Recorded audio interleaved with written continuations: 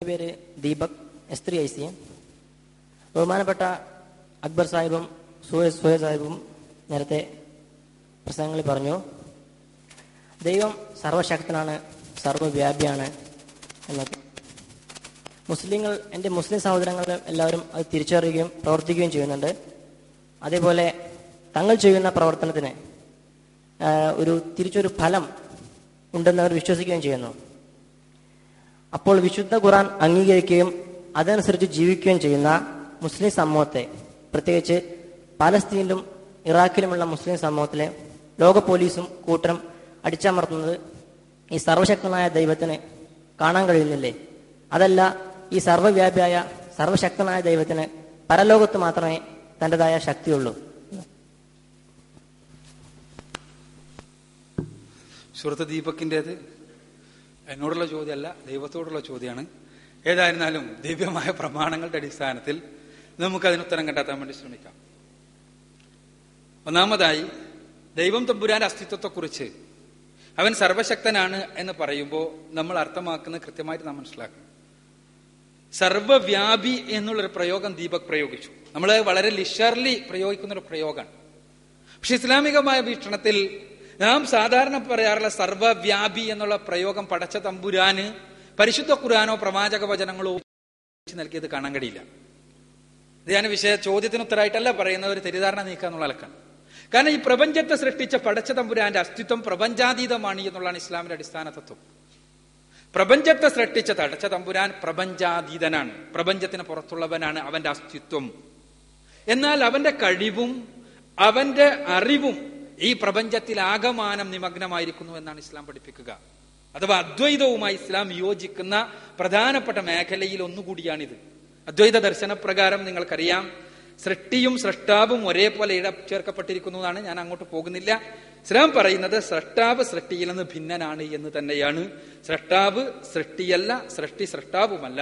സൃഷ്ടാവ് സൃഷ്ടിച്ചവനാണ്, സൃഷ്ടിയാകട്ടെ അവന്റെ അസ്തിത്വത്തിന്റെ അടിസ്ഥാനത്തിൽ മാത്രം നിലനിൽക്കുന്ന, അവന്റെ കൽപ്പനകൾക്ക് വിധേയമായി മാത്രം നിലനിൽക്കുന്ന അവന്റെ സൃഷ്ടിയാണ് എന്നുള്ളതാണ്.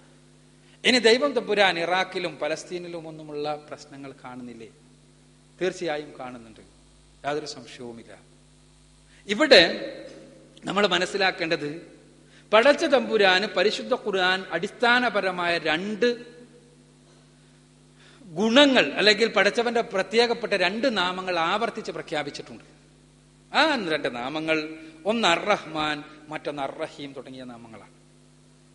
നിങ്ങൾ മുസ്ലിങ്ങൾ എന്തെങ്കിലും ചെയ്യുമ്പോഴെല്ലാം പറയുന്നത് നിങ്ങൾ കേട്ടിട്ടുണ്ടാവും, ബിസ്മില്ലാഹിർ റഹ്മാനിർ റഹീം, പരമകാരുണികനും കരുണാനിധിയുമായ അള്ളാഹുവിന്റെ നാമത്തിൽ.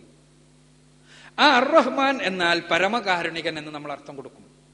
കരുണാനിധി എന്നാൽ അർ-റഹീം എന്നാൽ കരുണാനിധി എന്നും അർത്ഥം മലയാളത്തിൽ കൊടുക്കുന്നു. പക്ഷെ മലയാളത്തിലുള്ള ഈ പദങ്ങൾ അർ-റഹ്മാൻ എന്നുള്ള അറബി പദത്തെയോ അർ-റഹീം എന്നുള്ള അറബി പദത്തെയോ കൃത്യമായി വിശദീകരിക്കാൻ ഉതകുന്നതല്ല എന്നുള്ളതാണ് സത്യം.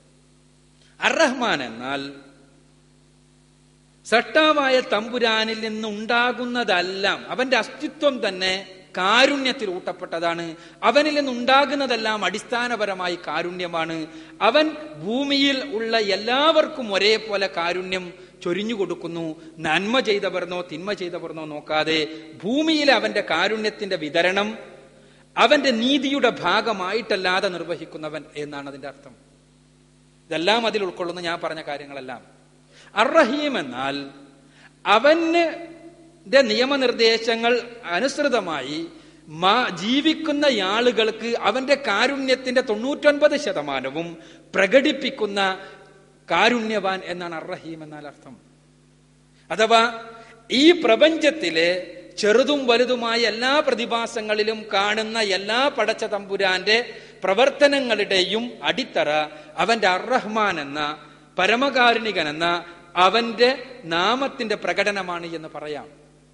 ഇവിടെ നിങ്ങൾ നോക്കുക, പലസ്തീനിലൊന്നും പോണ്ട, ഇവിടെ നമ്മുടെ കേരളത്തിൽ തന്നെ നിങ്ങളെടുത്ത് പരിശോധിച്ച് നോക്കുക. വലിയ ചൂഷകന്മാരായിരിക്കും നമ്മളെ സംബന്ധിച്ചിടത്തോളം.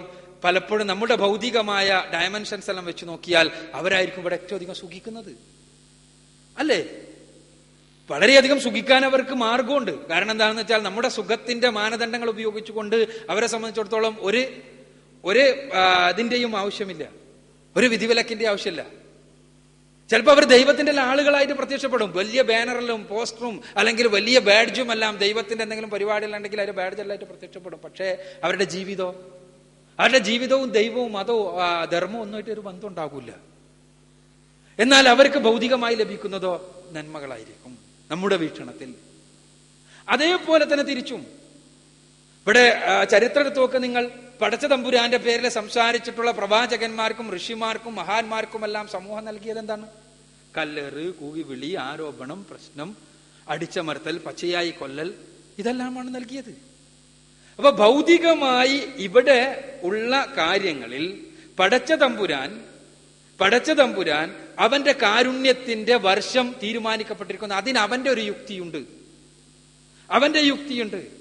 അവിടെ 1% കാരുണ്യം, അങ്ങനെയാണ് റസൂലുള്ളാഹി സ്വല്ലല്ലാഹു അലൈഹി വസല്ലം പഠിപ്പിച്ചത്. അതാണ് പടച്ച തമ്പുരാന്റെ കാരുണ്യത്തിന്റെ 1% ഈ പ്രപഞ്ചത്തിൽ ആകമാനം അവൻ പ്രകടിപ്പിച്ചിട്ടുള്ളത്. ആ കാരുണ്യ പ്രകടനത്തിന്റെ ഭാഗമായി ചിലർക്ക് ആ കാരുണ്യ പ്രകടനം പ്രയാസകരമാണ് എന്ന് നമുക്ക് തോന്നിയേക്കാം, ചിലർക്ക് അത് ഗുണകരമാണ് എന്ന് തോന്നിയേക്കാം. പക്ഷെ ഇവിടെ വെച്ച് ആരാണോ നന്മ ചെയ്തുകൊണ്ട് ജീവിക്കുന്നത്, അവന്റെ നിയമനിർദ്ദേശങ്ങൾ അനുസരിച്ചുകൊണ്ട് ജീവിക്കുന്നത്, അവർക്ക് ആത്യന്തികമായി അവന്റെ കാരുണ്യ പ്രകടനം, പൂർണ്ണമായ കാരുണ്യത്തിന്റെ പ്രകാശനം, അവന്റെ 99% കാരുണ്യത്തിന്റെയും പ്രകാശനം അത് മരണാനന്തര ജീവിതത്തിൽ വെച്ചാണ്. ഇനി ഇവിടുത്തെ അനീതികൾക്കെതിരെ പടച്ച തമ്പുരാൻ ഓരോ അനീതിക്കുമെതിരെ അപ്പപ്പോൾ ഇടപെടുകയായിരുന്നുവെങ്കിൽ മനുഷ്യ സമൂഹം തന്നെ നിലനിൽക്കുമായിരുന്നില്ല. അത് 1-2 തലമുറയോടുകൂടി നശിച്ചു പോകുമായിരുന്നു. കാരണം മനുഷ്യന്റെ സവിശേഷത അവന് തെറ്റ് ചെയ്യും എന്നുള്ളതാണ്. മനുഷ്യന് തെറ്റ് ചെയ്യാൻ കഴിയുന്നത് കൊണ്ടാണ് മനുഷ്യൻ മനുഷ്യനാകുന്നത്. അല്ലെങ്കിൽ മനുഷ്യൻ മറ്റേതെങ്കിലും ജീവിയാകുമായിരുന്നു. മനുഷ്യന്റെ ഈ സ്വാതന്ത്ര്യം, അസ്തിത്വത്തിന്റെ സ്വാതന്ത്ര്യമാണ് അവനെ പുരോഗതിയിലേക്ക് നയിച്ചിട്ടുള്ളത്. അവന് ശരി ചെയ്യാനും തെറ്റ് ചെയ്യുവാനും കഴിയുന്ന ഈ സ്വാതന്ത്ര്യമാണ് മനുഷ്യാസ്തിത്വത്തിന്റെ സവിശേഷത. പരിശുദ്ധ ഖുർആൻ പറയുക മനുഷ്യൻ ഖലീഫയാണ് എന്നാണ്. മനുഷ്യന്റെ ഭൂമിയിലെ ഖലീഫയാണ്. ആ സവിശേഷതയാണ് മനുഷ്യന് നാഗരികതകൾ പടക്കുവാൻ ഉള്ള അവസരം ഉണ്ടായിട്ടുള്ളത്. അതുകൊണ്ടാണ് ജീവികൾക്കെല്ലാം അവയുടെ ജനിതക കോഡുകളിൽ രേഖപ്പെടുത്തപ്പെട്ടതനുസരിച്ച് ജീവിക്കാൻ കഴിയും. നമുക്കറിയാം, ജീവലോകത്ത് ഒരു പ്രശ്നമില്ല. കാട്ടിൽ വല്ല പ്രശ്നമുണ്ടോ? അവിടെ പോലീസുണ്ടോ? പട്ടാളമുണ്ടോ? വിദ്യാഭ്യാസ സ്ഥാപനമുണ്ടോ? ഗുരുക്കന്മാരുണ്ടോ? ആത്മീയ വിദ്യാലയമുണ്ടോ? ഒന്നുമില്ല. പക്ഷേ നമുക്ക് ഈസോപ്പ് കഥകളിൽ മാത്രമാണ്, അല്ലെങ്കിൽ പഞ്ചതന്ത്രം കഥകളിൽ മാത്രമാണ് കുറുക്കൻ, മന്ത്രിയും, സിംഹം, രാജാവും പിന്നെ ബാക്കി പോലീസുകാരും എല്ലാം ഉണ്ടാകുന്നത്. യഥാർത്ഥത്തിൽ ഇല്ല. എന്നിട്ടോ അവിടെ വല്ല പ്രശ്നമുണ്ടോ? എന്നാൽ മനുഷ്യലോകത്തോ നിങ്ങൾ ആലോചിച്ച് നോക്കുക. പാലക്കാട് എന്ന സ്ഥലത്ത് ഈ എഞ്ചിനീയറിംഗ് കോളേജിന്റെ ഉള്ളിൽ മാത്രം നിങ്ങൾക്ക് ഒരു 5 മിനിറ്റ് ഒരു നിയമം വേണ്ട എന്നാണ് പറയാണ്. നിങ്ങൾക്ക് എന്തും ചെയ്യാം. എന്തായിരിക്കും അവസ്ഥ? എന്തും ചെയ്യാം എന്നുള്ളൊരവസ്ഥ. ആർക്കും ഇഷ്ടമുള്ളത് എന്തും ചെയ്യാം. ചിലപ്പോ ഈ NSS എഞ്ചിനീയറിംഗ് കോളേജ് തന്നെ ഉണ്ടാവില്ല 5 മിനിറ്റ് കൊണ്ട്. കാരണം ആ രൂപത്തിലാണ് മനുഷ്യന്റെ അവസ്ഥ. അപ്പൊ ഞാൻ പറഞ്ഞു വരുന്നത് എന്താന്ന് വെച്ചാൽ, പടച്ച തമ്പുരാൻ തെറ്റുകൾക്ക് ഇവിടെ വെച്ച് അപ്പപ്പോൾ ശിക്ഷിക്കുകയായിരുന്നുവെങ്കിൽ മനുഷ്യ സമൂഹം തന്നെ നിലനിൽക്കുമായിരുന്നില്ല, മനുഷ്യാസ്തിത്വം തന്നെ തകർന്നു പോകുമായിരുന്നു. അതുകൊണ്ട് തന്നെ പടച്ചവൻ ഈ ഭൂമിയിൽ അങ്ങനെ ഒരു സംവിധാനം ഉണ്ടാക്കിയിട്ടില്ല.